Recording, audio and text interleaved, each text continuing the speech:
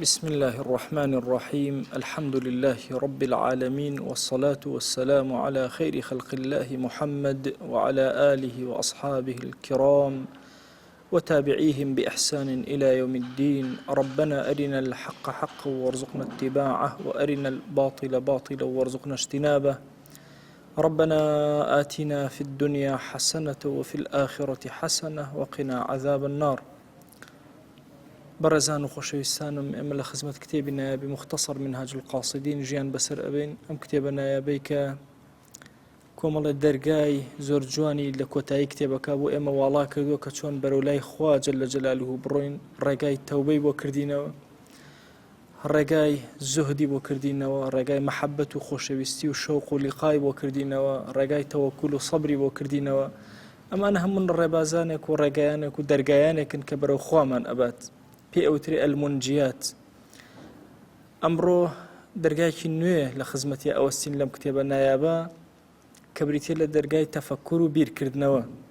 إمامي غزالي يقبى بتايبتي دانا وبو تفكر بير كردنوا أم بابا لتفكر زور قوري إنساني مسلمان واجبا لسري فكري خوي بجولين وبير كاتو لقردون وكون كائنات بير أكاتو لصفات كاني خوا جل جلاله بير أكاتو دواتر له قناها كاني خوي بير أكاتو لطاعة كاني بير أكاتو ذكري مردني خوي بير لمردني خوي أكاتو زائدي أوانا بير لوفاتي في غنبري خوا صلى الله عليه وآله وسلم وسيدنا أبو بكر وعلماء قورة أولياء قورة أكاتو هموي أمانا لبابي تفكرة جاقي أبتو بوي إمام بابي كي سر بخوي بو داناوا رقايق بو برو خواتون بريتي لتفكروا بير كردنوا أفرمي خوا جل جلاله لقرآني بيروزا أمري بيكردون وكو فرماني بيكردون بويك بيركردنو تدبر وتفكر من زوزو تايبد بي و كساني كبيرة أكنوا زور فكري عن أجولان خوا ثناي كردون صفاصي كردون أفرمي ويتفكرون في خلق السماوات والأرض ربنا ما خلقت هذا باطلا إما داران بير أكنوا لخلقي خوا لأسمان كانوا الزوي هامو مخلوقي خوا جاقيت الرامان وتفكرين هرشي لو أنا أبنن ألين ربنا ما خلقت هذا باطلا أخوائي جان أمد ببطال دروز نكردو يعني سبحان الله هر جورك لسر زوية هر خلقي خوا هر مخلوقاتي تولى برامبريا أوستي وتفكر وتدبر أكيتو بيري لأكيتو دا صلاتي خوا قوري خوا هيزي خوا ودر أكي ژیانی هەر یەکێک لە ئاژەڵەکانی سەرزەوی بێنە ژیانی هەر یەکێک لە گوڵ و دارەکان بێنە دنیایەک پەیام بە تۆ ئەدا هەمووی پەیامەکان هاوارەکەن کە ئێمە دەستکرد و دروستکراوی پەروەردگارێکین خالقێکین دروستکەرێکین کە هەموو حیاتی ئێمەی پێش ئەوەی بینە وجود پێزانیوە وەڵڵاهی کاتێک کە سەیری مێرولەیەک ئەکەی ئەو پێداویستیانەی پێی دراوە كأنما بيش أوي لدايق بيت همو جياني لبردم رب العالمين طبعا فعلا إيش أجر جياني لبردم رب العالمين النبيت شون بو كيفية خلقي أكا همو أوشتاني كبيوستي وحياتي خوي همو يبي عطا كردو لأنواع طيرة كان مبينة لهر طيرة كانت أوستي هيزو توانا خوي بيداو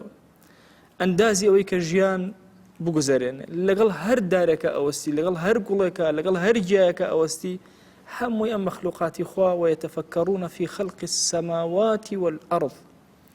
أرزو أويلنا وأرزايا سماوات هرهم أسمان كان بيركروا أوهمها ساريبا أسمان وكو غزالي لشوينك فرموي يك أستيرني بوتو دروز نكرابي إنسان علم بيجيشت بي يا بينا جيشت بي بوتو دروز كراو كوابو إما إيمان دار خوا ثناي كردون لسروي كبير كينو فكر من والله وفكر ما قوربه إن في ذلك لآيات لقوم يتفكرون أما كمال آيات إخوان لسر زويا بو كسيك بو قومك بو قليك كبير كنا وتيب فكرا عبد الله كوري عمر رضا ورحمة إخوائي لي بأفرميه بغمريان صلى الله عليه وآله وسلم فرمي تفكروا في آلاء الله ولا تفكروا في الله همش بير للنعمة كان إخواب كانوا بير لخدي خدام كانوا يعني بير كرنويتو فكريتو بو نعمة كان سيري نعمة كان كيدا صلاتي خواد ودركي بلام خواج اللي جاء خوي تشونا حقيقتي تشونا الرنجي تشونا شكلي تشونا وإشي أمنيه إما أزانين علمی خوا ئەبینین صفاتەکانی خوا هەموو ئەبینین بەڵام ذاتی خوا خۆی چۆنە ئێمە ئەمە نابینین ئەمە دەرکی پێ ناکەین ئەمە عەقڵمان کولە لە ئاستیە نازانین بە چه کەیفیەتێکە ئەبوو دەردا ئەفەرمێ ئەگەر 1 سەعات بیرکەیتەوە خێرتر و باشترە بۆ تۆ کە 1 شەو بە تەواوی قیام اللەیلت کردبێ ئەوەندە ئەو تەفەکوڕە لە خواتەوە نزیک ئەخاتەوە وهبی کوڕی منەبه ئەفەرمێ هەر کەسێک ئەگەر زۆر بیری کردەوە تێئەگا کە تێگەیشت علم پیا ئەکە کە علمی پیا کرد عمل ئەکات کردەوەکانی جوان جێبەجێ ئەکا خەریکی کارەکانی خۆی ئەبێ بشری حافی ئەفەرمێ ئەگەر خەڵک سێری عەظەمەتی خوا بکەن جەل جەلالوه قەت عسیانی خۆیان پێ ناکرێ کاتێ بیر لە عەظەمەتی خوا و گەورەی خوا بکەیتەوە جەل جەلالوه فریابی لم آياتا أفرمي سأصرف عن آياتي الذين يتكبرون في الأرض بغير الحق أفرمي شون خواهي قورا صرفي ضلي كسك أكا أو كسانك متكبر إتر فكرين النامنة أفرمي شون صرفي ضليان أكري وإتر حق نابين أبو شوازة أكريك ضلكانيان منع أكريك رب العالمين ببيني دا صلاة كاني ببيني كمالي خوا جل جلاله ببيني داودی طائی ئەفەرمێ شەوێکیان لە سەربانێک بوو خەریکی تەفەکوڕ بوو ئەڵێ ئاگای لە خۆی نەما لە قەراخی بانەکەوە جلەکانی گیرا لە بانەکە و کەوتە خوارەوە کەوتە ماڵی دراوسەیەکیان ئەڵێ دراوسەکە هاتە سەری کرد کەسێک کەوتووە بە ڕووتی و شمشێرێکی بەدەستەوە کە سەیری کرد داودی طائیە ئەی هاوار چی ئەکەی یا داود وتی والله ئاگام لە خۆ نەبوو هیچ هەستم بەوە نەکرد ئەوەندە سەیری ئاسمانەکانمە کرد و تەفەکورم ئەکرد لە دەسەڵات و عەزەمەت و گەورەی خوا جەل جەلالوه و ئاگام لە خۆم نەبوو یوسفی کوڕی ئەسبات ئەفەرمێ دنیا بۆ ئەوە دروست نەکراوە تۆ سەیری کەی کورە دنیا دەلاقەیە بۆ ئەوەی لەوە سەیری ئاخرەت کەی دنیا تەنها بۆ ئەوە نیە سەیری خودی دنیاکە بکەی هەموو دنیا دەلاقەیەکە بۆ ئەوەی ئاخرەتی تیا ببینی ابن عباس ڕەزا و ڕەحمەتی خوای لێبێ هەندێک ترێیان بۆ هێنا لە بەردەمی دایان نا ترێکە زۆر جوان بوو سەیری کرد فەرمووی ئەزانن ئەم ترێ چیمان بیرەخاتەوە ترێ بەهەشت فەرمووی لە خزمەت پێغەمبەریانە صلی الله عليه و آله وسلم گوێم لێ بوو فەرمووی ئەگەر بۆڵێک ترێ 1 دەنکە ترێ لە ترێکانی بەهەشت بێتە سەر زەوی هەموو خەڵکی سەر زەوی کۆ بێتەوە لێی بخوا هەمویان پێی تێر ئەبن و هێشتا ئەشمێنێتەوە طبعا لەوە ئێسێمە لە ڕوویەوە بڵێن باشە چۆن لێی تێر ئەخوا ئایا ئەو چێژە چیە لەناو ئەوە هەیە و لەناو ئەمانان نییە تەسەور کە هەر ئێستا ئێمە هەموو شتێکمان مەحدودە لە ژیانە چێژەکانی تۆ چەندێک ئایا هەموو جۆرەکانی سوێری لە یەکەکاتەوە لە یەکی ناکاتەوە هەموو جۆرەکانی شیرینی لە یەکەکاتەوە لە یەکی ناکاتەوە هەموو جۆرەکانی گەرمی پلەکانی گەرمی بۆ تۆ ئەپێوێ ناپێوێت کەوابوو ذەوقی تۆ مەحدودە لە دنیا لە ئاخرەتە لا مەحدودە بۆیە هەرچەندێک لێرە عیبادەتێک کردبێت لەوێ هێزی چێژەکانی تۆ بەهێزترە لەناو بەهەشتە چەند عەبدایەتی لێرە بە باشتری و بە جوانتر کردبێت هەموو شتەکانی ترە چاوت مەحدودە لە بینینە هەموو ڕەنگەکان نابینێ هەموو جوانیەکان نابینێ گەشەکان نابینێ ئەوە تۆ بە دیار گوڵێکەوە وەستاوی ئەو گوڵە وردە وردە زیاد دەکات چاوی تۆ دەرکی پێ ناکە دارێک لە بەردەمی وەستاوی بەهار هەموو لەحظەیەک ئەو زیاد دەکات بەڵام تۆ ئەم لەحظاتە نابینی ئەبێت چەند ڕۆژێ بچی دوورکەویتەوە لە دارەکەت ئەگەڕێتەوە اینجا هەستەکەی گەڵاکانی تۆزێک گۆڕانکاری بەسرات بۆیە لێرە هەموو شتێکی ئێمە مەحدودە لەوێش هەموو شتێکمان لا مەحدودە بە ئەندازی ئەو عەبدایەتی و تاعەتە ئەوەندە زیاتر لا مەحدودەتی مطلقیەتی زیاتر ئەبێ ئەفەرمێ ئەو بەکری کیتانی ئەی فەرموو ئەگەر کەسێک لە کاتی غەفڵەتە بە ئاگا بێتەوە یان حەظێکی نەفسانی هەبێ و لێ بوەستێ یان بلەرزێ لە ترسی ئەوەی کە دوورکەوێتەوە لە خوا ئەوە زۆر زۆر عیبادەتەکەی گەورەترە لە هەموو ثەقەلەین لە جن و ئینس چەنە عیبادەت دەکەن ئەو لەحظەیە ئەو لەحظەیە کە وام تەفەکوڕی کردو بە ئەندازی هەر هەمویان گەورەیە کەوابوو فەزلێکی زۆر گەورە هەیە بۆ تەفەکوری ئینسانی موسڵمان و بیرکردنەوەی کەسی موسڵمان مکەلەفە کە لە هەموو لاکانە بیرکردنەوەی هەبێ مەفرۆزە لەسەری لە خەیاڵیا یاسا هەیە لە بیرکردنەوەی یاسا هەیە بیرت چییە چۆن بیر ئەەکەیتەوە ئایا کە شتێک ئەبینی سەرنجت ڕائەکێشێت تەبارەکە الله بە زمانتایە سوبحان الله ما خەلەقتە هذا باطیلا دێ یان شتەکەت بەلایەوە جوانە و ئەڕۆی بۆیە جارێکتر عەرزم کردوون کە کەسی ئیماندار و کافر جیاوازیەکەیان ئەمەیە کافر سەیری نعمەت ئەکا موسڵمان سەیری منعیم ئەکا کافر نعمەتەکە ئەبینێ سێوێک پرتەقاڵێک ئەبینێ بەس تۆ لە سێ و پرتەقاڵەکەەوە خوددا ئەبینی جەل جەلالو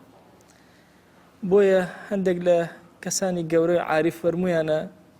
ئەگەر لێم ئەپرسی خودات بینیوە ئەڵێم هەموو چرکە ساتێ بینیم هەموو لەحظەیە لە خزمەتیا بوو هەر کاتێ تەفەکورم کردبێ ئللا دەسەڵاتی خۆم بینیوە لەسەر زەویە ئەزانم چەند کاریگەری هەیە لەسەر زەوی ئایا لە چ ڕوویەکەوە ئێمە تەفەکوڕەکەین فائیدەی تەفەکوڕ چیە ئێمە بیرکردنەوەمان أفرمي واعلم بزانا أن الفكر قد يجري في أمر يتعلق بالدين وقد يجري في أمر يتعلق بغيره تفكري تو دوشتا يا بيركنوت كي ديني ودين دارية بو دينا يان أغراضي دينية يان أغراضي غير دينية كدنيوي لم دوانا تجاوزناك ما بس تي إما أغراض الدينية كان كباس يمكن أغراض الدنيوية كان بأندازي خوت بأندازي إيشو كاركت بأندازي قشي فكرت بير لجيانت أكيتو بلام ناشي حولي قسەیەکی خۆشیان هەیە هەموو جارێ ئەڵێ ئەگەر خوا ویستی ڕزقت بدا ئەسبابیشی لۆ ڕێک دەغا یعنی مێشی خۆت مەشغوڵ مەکە بە ئەسبابەوە بەخوا جاری وا هەیە ئینسان لە خەیاڵە ئەڵێ خۆزێ کاسپێکی ئەوان بکردە ئاواش قازانجم کردە دەتوێت لەوە گەڕێ بڵێ خوای ئەوەم بدەرێ خۆی سەبەبە بۆ ڕێکەخان نەک خۆت بۆی دانەی لێگەڕێ لە کاروباری دنیا تا تەفەکوری لە دنیاە بیرکردنەوە لە دنیاە سنووری هەیە هەموو ئەوەی کە تۆ تێگەیشتووی لەوە ئەچێ بڵێ هەزار بدەنێ هەزار ئەڵێ لە زمانی ئیمامی عومەرە کەسێک هاتبوو شتێکیان بە غەنیمەت دابووە لە جیهادەکە ئەڵێ فەرشێکی زۆر گران بەها بوو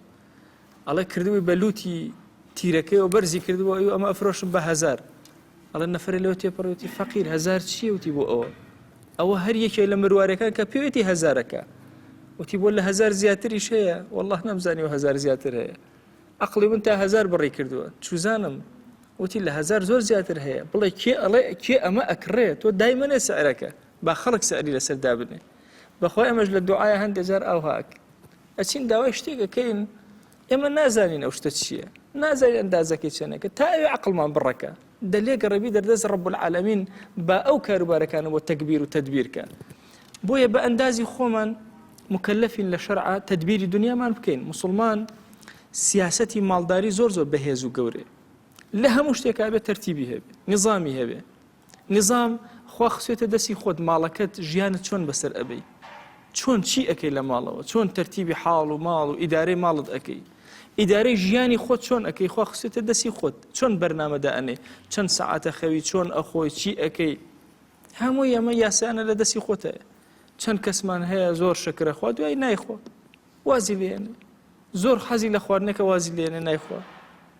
حەزی لێ نییە دواتر حەزی لێ ئەەکە یعنی یاسایە تۆ خۆت بۆ خۆت لە ژیانە دایەنێت و چۆن ئەەکەیت و چی ئەەکەیت دایەنێت و جێبەجێیەک ئوموری دینمان گرنگە ئێمە بۆیە غەزالی فەرمێن باسی ئوموری دین ئەەکەم و زۆر درێژە ئەکێشێت چونکە ئەبێ هەموو تاعات سیرکەین هەموو مەعاسی سیرکەین هەموو ئەو صفاتانەی کە ئینسان ئەفەوتێنە سیرکەین هەموو ئەو صفاتانەی کە ئینسان ڕزگار ئەکا سیرکەین دەی ئاگال لە نەفسێ بێ غافڵ نەبی لێی ئەو صفاتانەی کە دووری ئەخەنەوە لەخوا ئاگاد لێیان بێ ئەوانەی کە نزیکی ئەخەنەوە لەخوا هەر ئاگاد لێیان بێ بیریان لێکەرەوە کەوابوو هەموو کەسێکی مرید پێویستی بەوەیە کە نووسراوێکی بۆ خۆی دانابێ ئەفەرمێ وەرە بە وردی هەر یەکێک لە ئێمە بابین ڕۆژانەیەکمان بۆ خۆمان دانابێ ڕۆژانە سەیری ئەکەینەوە چۆن جەریدەیەک ڕۆژنامەیەک دەرەچێ ئێمەش بە هەمان شێواز پارچە شتێک دابنێ و شتەکانی خۆتی دابنێ بزانە ئەو صفاتانەی کە مهلکن هەن لە تۆیان نین صفاتی منجی هەن نین مەعاسیەکان کامانن تاعاتەکان تۆن هەموو ڕۆژە سەیری بکە ئەفەرمێ دەی بزانە لە مهلکاتە دەشت بنووس بزانە تۆ بەخیل یا بەخیلنی بزانە کیبرێ هەیە خۆ بە گەورە ئەزانیانە بزانە عوجبێ هەیە خۆت بە شتە زانیانە بزانە ڕیات هەیە کارەکان لەبەر خوا ئەکە یا لەبەر غەیری خوا بزانە حەسوودی یا حەسوود نیت بزانە تووڕەیت لە حەدی خۆی تەجاوزەکە یا تەجاوز ناکە بزانە پەلاماری خواردن و پەلاماری جنس و ئەوانت هەیەیاننا بزانە خۆشەویستی ماڵت تاکوێ بزانە پێت خۆشە جاهت حبی جاهت زۆرە حەزەکەی خەڵک هەمیشە وەصفت کات و تعریفێ کات و لە چاک و خراپ خەڵک باسێکە بزانە ئەمانە ئەمە سیفەتە خراپەکانە بیان نووسە لای خۆت منجیاتیش بنووسە بزانە هەمیشە ئەگەر گوناهێکی کرد تۆ پەشیمانی یەکێکی لەوانەی دائیمە تەوبەکاری بزانە کاتێ بەڵای ڕووتی ئەکات تۆ سابیری بزانە ڕازی بە قەزای خوا بزانە شکری نعمەتەکانی خوا ئەکەی بزانە لە نێوان خەوف و ڕەجا ئەژی بزانە زوهدە لە دنیاە هەیە بزانە ئیخلاسە چەندێکە ئەو کردوانە ئەیان کە بزانە ئەخلاقە چەند بەرزە لەگەڵ مەخلوقاتی خوایە لەگەڵ خەڵقی خوایە مرۆڤ بێ یا غێری مرۆڤ بێ دەی بزانە چەندێک خوات خۆشەوێ بزانە چەندێک لە بەردەم خوایە ملکەت و خشوعت هەیە ئەفەرمێ دەدانە بنووسە لە خراپە و دەدانە بنووسە لە چاکە وەکو مەثەلێک یعنی جیاوازی تۆ یەکسەر خەڵک بە ئەهلی دین بە ئەهلی مزگەوت شتێکی تر تێگە تۆ بە ئەهلی خێر تێگەی بە صالح حسابە بۆ ئەکرێ لەناو بازارە لە دەرەوەیە بڕواکە لە 4 جار وەرە ناو مزگەوتەوە هەر خزبەکانی خۆت پەنجەی چاکیت بۆ ڕائکێش ئەوە تۆ حساب کرای بە صالح ئایا ئەم کردەوە زاهریانت هەیە هەتاوەکو پەلامار بدەیت دڵەکەت چارەسەرکەی دەوەرە ئەم کردەوە زاهریانە ئەم خراپە زاهریانە لابە بچۆرە جەریدەکەی خۆت ئەمانی تیا بنووسە جارێشتە زاهریەکان تا لە کۆڵت ئەکەون اینجا بچۆ بۆ شتە باڵتینەکان و چارەسەریان کە دەی هەر یەکێک لەم فەریقانە ئەبێ بگەڕێ ئەبێ تێفکرین بکە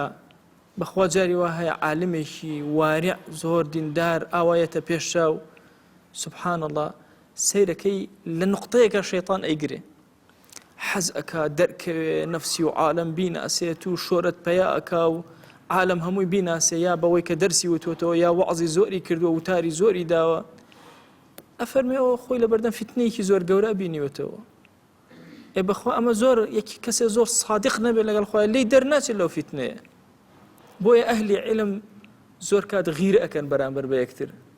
ئەفەرمێ ئافرەتان چۆن غیرە ئەکەن بەرامبەر بە یەکتر بە هەمان شێواز تاوان تەسەور کە ئەگەر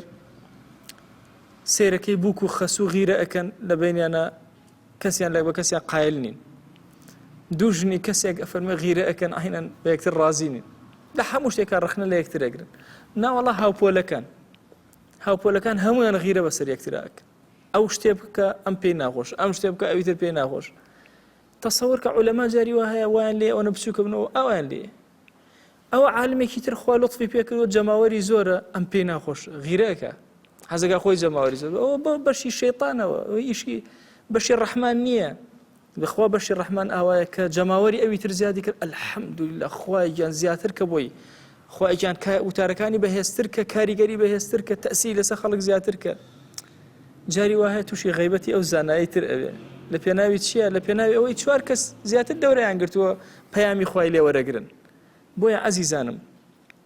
ئەم بابەتانە بابەتانی وردن ئەبێ ئینسان بگەڕێت تەفەکوور کە هەتاوەکو خەلەکانی خۆی ئەدۆزێتەوە بزانە شەیطان لەکوێ ئەمی ڕاگرتووە بۆیە کەسی وا ئەبینی زانا و دانایەکی زۆر گەورە ئەکەوێتە ناو شتی بچووک بچووکی ئەو هاوە بۆیە لە ئادابی عولەما زانایان فەرموویانە ئەگەر چوویتە لای هەر زانایەک باسی زانایەکی تر مەکە نەبادا شەیطان لەو ڕێوە زەفەری پێبێن باسی چاکەی زانایەکی تر مەکە لە لای زانایەکی تر نەبادا شەیطان لەو ڕێوە زەفەری پێبێنە ڕقی لەو زانایەکی تر هەستی بۆیە کەسی ئیماندار ئەبێ زۆر وریابێ ئەمە حاڵی زانا و دانایە ئاوهایە ئەی عموممان ئەبێت چۆن بین ئەبێ ئێمەمانان چی بکەین لەبەرەوە هەر یەکێک لە ئێمە ئەبێت تەفەکوورێکی وردی هەبێ بە ئەخلاقیاتی خۆیان بگەڕ هەر یەکێک لەم صیفەتانە و کە هەست پێ کرد ئەم صیفەتە خەتەرانە کە لە تۆیە هەبوو ئەفەرمێن بە تایبەتی زانا بەخوا ئەبێ ئیتر ئینفراد کە عوزلەکە دوورکەوێتەوە مدەتێ لە خەڵک هەتاوەکو یەتەوە سەرخۆی ئەوە بێهۆش بووە هەتا هۆشیەتەوە جێگەی خۆی ئەفەرمێ ئەصحاب ڕەزا و ڕەحمەتی خۆیان لێبێ فتوایە کە ئەهات بۆیان جوابیان نەدا ئەم ئەینار بۆ ئەو ئەینار بۆ ئەو ئەفەرمێ سبحان الله هەموویان حەزیان ئەکرد دووهەم کەس فتوای لەسەر بدا نەک گوناهی فتواکە بکەوێتە سەر ئەمان هەموویان حەزیان بەوە کرد دووهەم کەس جوابی ئەو کەسە بداتەوە نەک ئەم جوابی بداتەوە کەچی ئەم بەعکسەوە حەزەکەن ئێمە جواب بدەینەوە دەی ئێمە هەندێک جار سبحان الله ئەم حاڵەتەمان بۆ دروست ئەبێ هەندێک جار عوزر بۆ نەفسی خۆمان نەهێنینەوە ئەڵێن کاکە چۆن ئەبێ جاخۆ علم وردە وردە نامێنێ ئەگەر ئەوە بێ ئەم بڵێ فڵان کەس ئەو بڵێ فڵان کەس جواب نەدەنە وردەدا علم نامێنێ شەیطان ئەمە ئەهێنێ بۆ زانایان دەی ئەڵێ هەموو جارێ بە نەفسی خۆت بڵێ بە شەیاطینی ئینس بڵێ کە پێت ئەڵێن و ئەچپێن بەگوێتە ئەگەر تۆ جواب نەیتەوە ئیتر علم ئەفەوتێ تۆی زانای زەمانە و تۆی دانای زەمانە ئەڵێ پێیان بڵێ بەخوا ئیسلام هیچ ئیشی بە من نییە، بەخوا بژمرم ئیسلام هیچ زەرێ ناکە و ئیسلامیش ناڕوخێ، بەخوا من تەنها فریای ئەوە ئەکەوم ئەوەی کە هەم بێت و پەلاماری بدەم ئەوەی ئیسلاحی دڵی خۆم کەم. دەی ئەبێ عالمێکی زۆر دانا ئەبێ بە دوای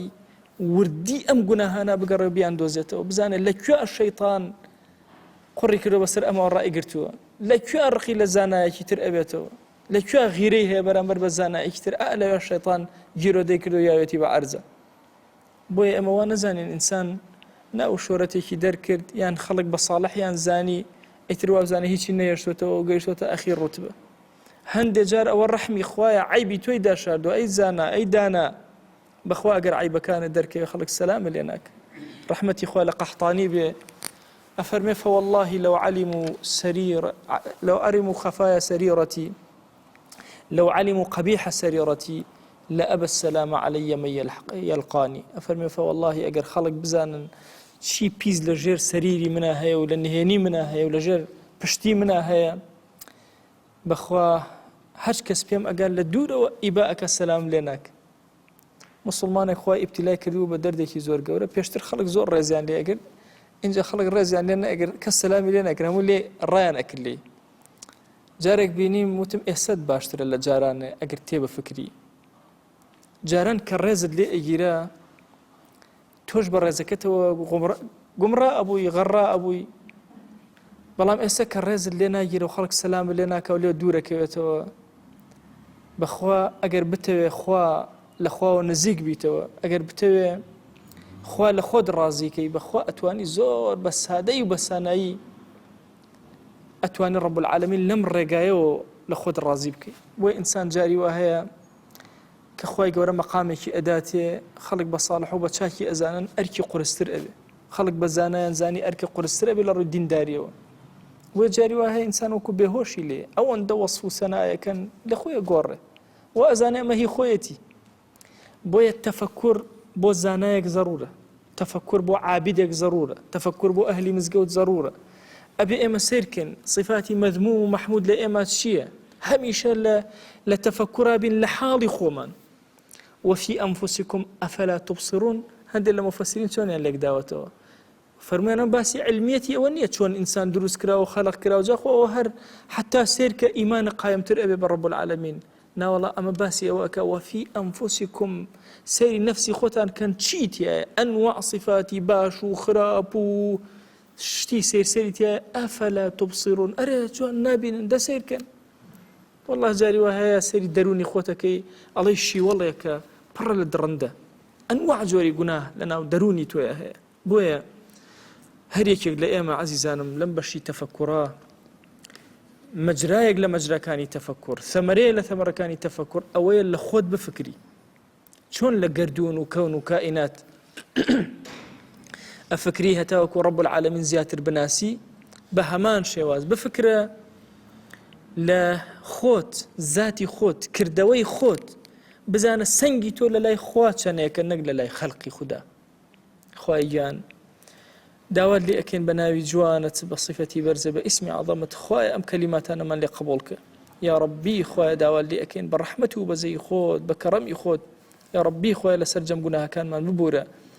خوای بمانگێڕە لەو عەبدانەی کە تەفەکوور لە تۆ ئەکەن یا ڕەب العالەمین. خوای بمانگێڕە لەو عەبدانەی کە ذیکر و فکریان لە لای تۆیە یا ئەکرەم الئەکرەمین. خوای ئارامیمان پێ ببەخشە، خوای دڵمان ساڕێشکە، یا ڕەبی خوای ڕەحمەت و بەزەی خۆت بەسەرمانە ببارێنە، عەفو و عافیەتی خۆت بەسەرمانە ببارێنە. یا ڕەبی خوای گوناهی زۆرمان کردووە، گوناهی زۆرمان بەرز کردوێتەوە، هانامان هێناوە بە دەرگانەی تۆ. یا ڕەبی خوای داوات لێ ئەکەین لەسەر جەم گوناهەکانمان ببورە. خوای گوناهێ بە ئاشکرا کردومانە عەفومان کە، گوناهێ بە پەنهان کردومانە عەفومان کە. یا ڕەبی خوای داوات لێ ئەکەین بە ناوی جوانت بە صفەتی بەرزە بە ئیسمی عەظەمت، دڵمان ئارام کەرەوە یا ڕەب العالەمین. یا ڕەبی خوای هیدایەتمان زیاد کە یا ئەکرەم الئەکرەمین. یا ڕەبی خوای گیان خۆشەویستی ئەم دینت بخەرە ناخی دڵمانەوە، بمانگێڕە لەو عەبدانەی کە تۆ لێیان ڕازی. خوایە لێمان ڕازی بە، خوایە لێمان ڕازی بە، خوایە لێمان ڕازی بە. خوایە هەر کەڵەو هاڵە و کەم و کوڕێکمان هەیە کە دەرەقەتی نەفسی خۆمان نادەین، تۆ هاوکارمان بە، موعینمان بە تا زاڵە بین بەسەر گوناهەکانمانە. یا ربی خوایە هاوکاریمان کە هیدایەتمان زیاد کە یا ئەکرەم الئەکرەمین نێوچەوانمان بگرە بۆ خەیر یا ئەکرەم الئەکرەمین خوای سڵاوی ئێمە بگەێنە پێغەمبەری خوا صلی الله عليه و آله وسلم یەک ناومان لە خزمەتیا بێنە یا ئەکرەم الئەکرەمین یا ربی خوای داوا لێ ئەکەین بە ناوی جوانت بە صیفەتی بەرزە بە ئیسمی عەظەمت ڕۆحمان ئارام کە ماڵمان ئارام کە وڵاتمان ئارام کە ئومەتی پێغەمبەریان صلی الله عليه و آله وسلم ئارام کە یا ربی خوایە لە گوناهی مردوەکانمان ببوورە لە گوناهی دایک و باوکمان ببوورە یا ربی خوایە داوا لێ ئەکەین لەم دنیای دەرمان مەکە بە ئیمانەوە نەبێ یا ربی خوایە بە وشەی لا إله إلا الله ئەم ژیانەمان پێ بەجێ بهێڵە یا ربی خوایە داوا لێ ئەکەین بە ڕەحمەت و کەڕەمی خۆت چۆن ئاوا ئێستا لە مزگەوت و لە ماڵێک لە ماڵەکانی تۆیە دانیشتوین لە بەهەشتا ئاوا لە خزمەتی پێغەمبەری خوایە صلی الله عليه و سلم کۆمان کەرەوە آمين آمين والحمد لله رب العالمين وصلى الله على سيدنا محمد وعلى آله وصحبه وسلم تسليما كثيرا أبدا إلى يوم الدين خوای گەورە لە گوناهی منیش و ئێوەش ببوورێ خوا لێمان قبوڵ کە